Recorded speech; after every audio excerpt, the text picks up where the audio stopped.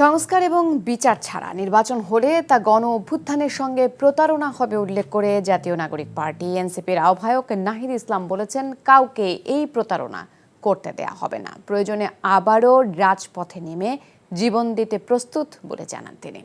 সন্ধ্যায় রাজধানীর ইঞ্জিনিয়ারিং ইনস্টিটিউটে জাতীয় নাগরিক পার্টির প্রকৌশল উইংয়ের আত্মপ্রকাশ অনুষ্ঠানে তিনি এসব কথা বলেন। অভিযোগ করেন, সংস্কার ও বিচার কাজে দেশি বিদেশি বিভিন্ন মহল থেকে বাধা দেওয়া হচ্ছে।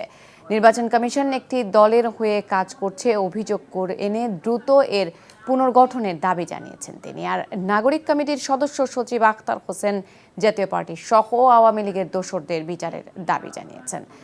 এদিন শেখ মোহাম্মদ শাহ মঈন উদ্দিনকে সমন্বয়ক এবং মেজর মোহাম্মদ সালাউদ্দিনকে সহ সমন্বয়ক করে এনসিপির প্রকৌশলী উইং এর ৪৮ সদস্যের কমিটি ঘোষণা করা হয়।